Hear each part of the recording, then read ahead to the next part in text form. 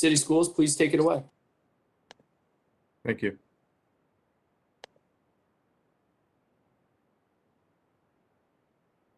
Hello, good day. 1 second to pull it up.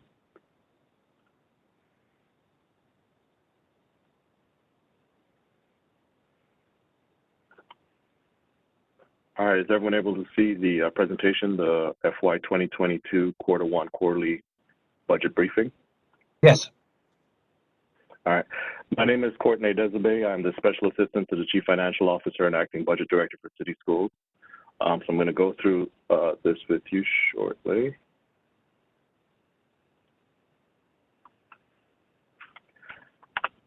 All right, so there are going to be 3 things covered in the presentation. So the first is the FY22 general fund revenue as of 9/30/2021.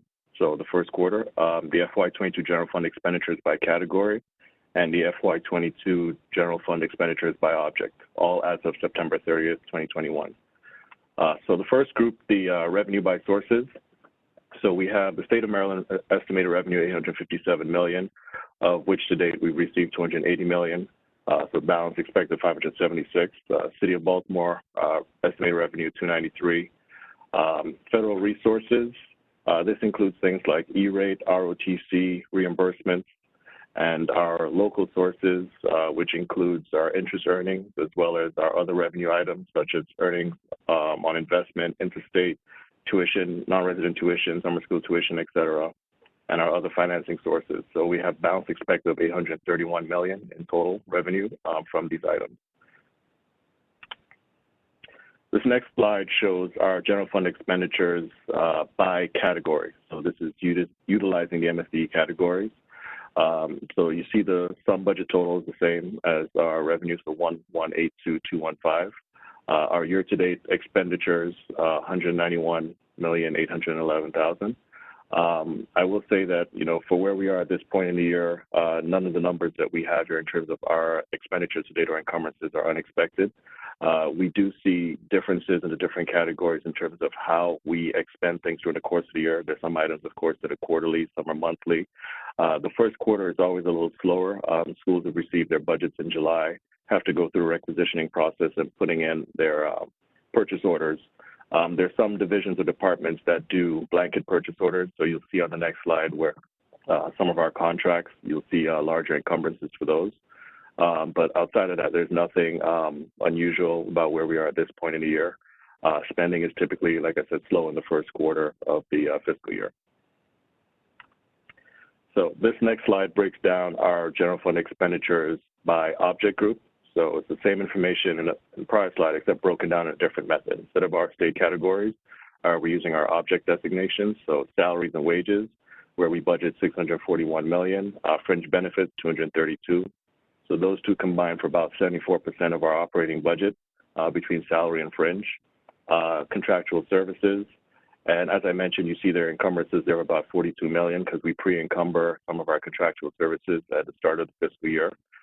Same for utilities and charges, which is where you find some of our like wireless, phone charges, and some of those other large-scale charges that we budget and encumber, I should say, pre-encumber earlier in the year. Debt service, no surprises. That one, the actuals come to the budget, transfers, and contingency reserve, which we haven't moved anything out of contingency from budget yet. So our total expenditures, $191,811 year-to-date for September, and encumbrances $49,515, leaving an unencumbered balance of $940,889,000. Are there any questions?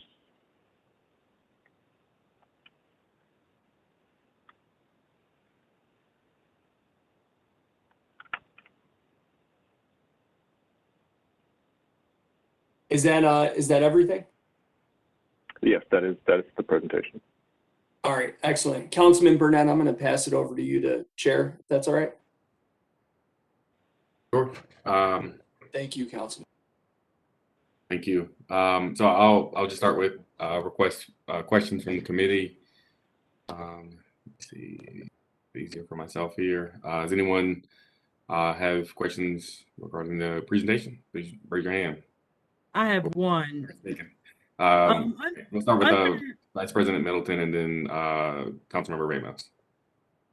under the utilities and other charges, just, I guess, kind of explain, does each individual school principal, I know they get a budget. Do they pay within that budget their water bill, gas and electric bill, or is that done by the administration?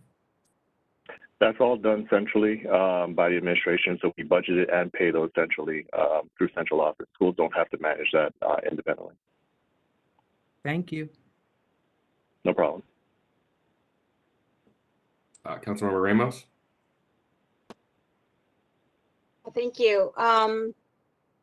So you had mentioned that because it's first quarter of the fiscal year, these expenses are kind of lower than normal just because school didn't start until September, correct? So Correct. so we're going to expect to see in next quarter this unencumbered balance will likely be lower, and you'll be using some of this unencumbered balance in second quarter, correct? That's correct. The other factor is also that we do the budget adjustments in the fall based on the September 30th enrollment. So a lot of schools delay their transactions till that process is complete as well.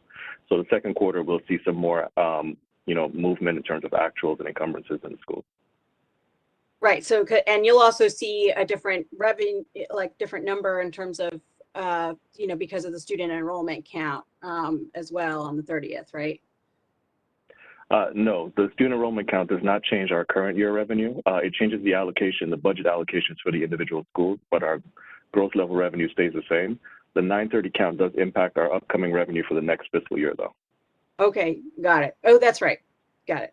And then if I can follow up, there's no federal money in this budget at all. This is simply just from general funds.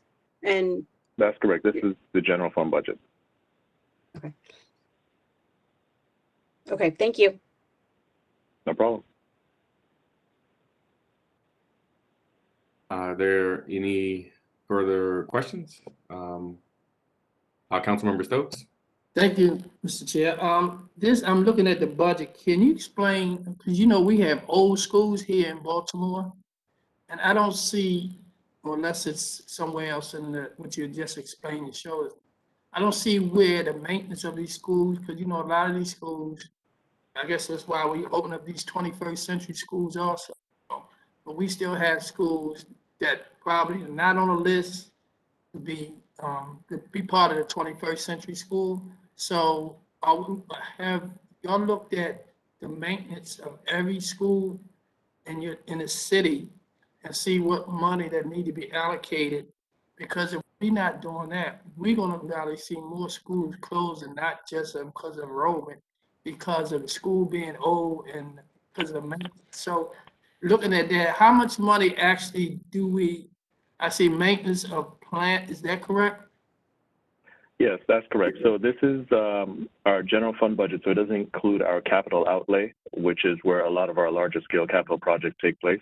We do have general fund expenditures for maintenance, and you correctly identified one of them, which is maintenance of plant.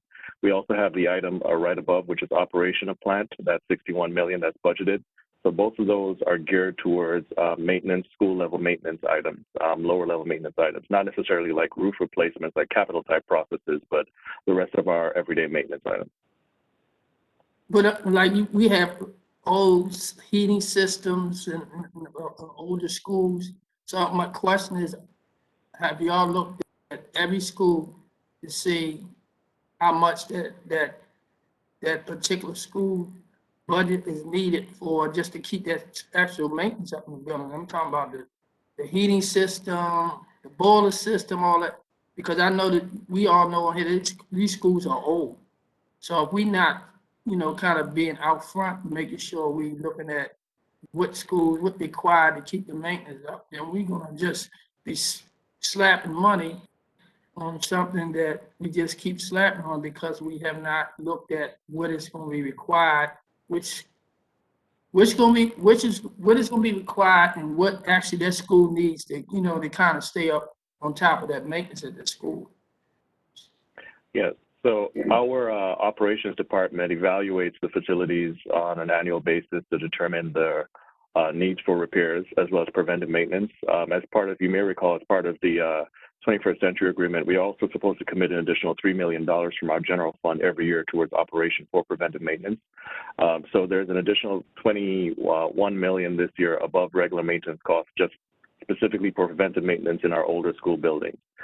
So that's maintenance at the schools who aren't 21st century schools, aren't getting necessarily new fixtures and new heating, et cetera, but it's to maintain the older schools and make sure that they're still running while we're going through the 21st century building process.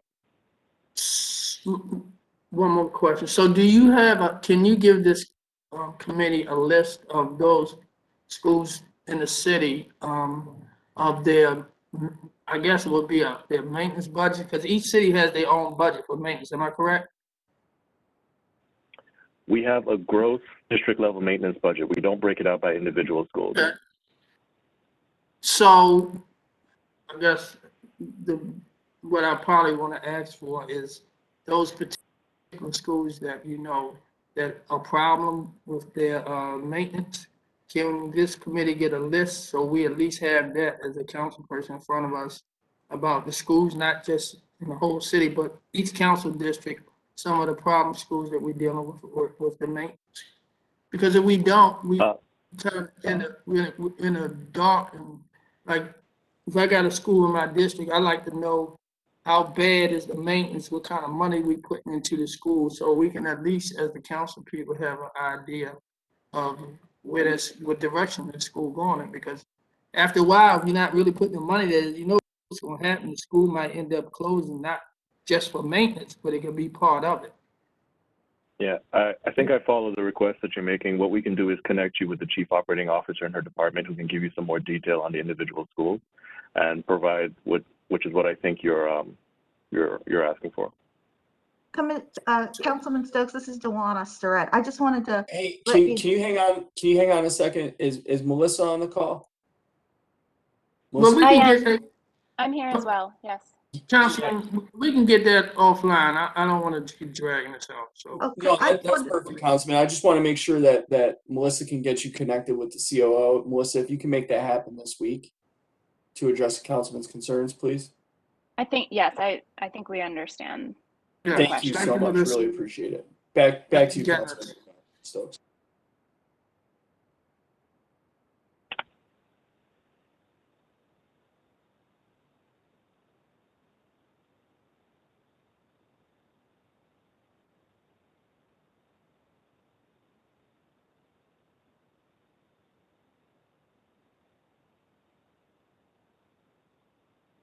Were there any other questions?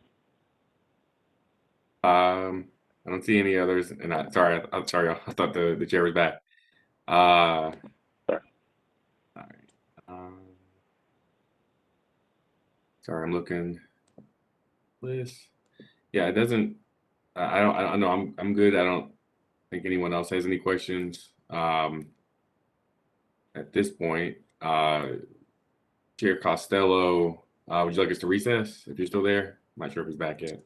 I'm here, Councilman. If all the other council members are good, I'm good. We can go into recess. Okay. Thank you all for joining us. We will be recessing this hearing and reconvening at a future date. All right. Thank you. Thank you all. Thank you.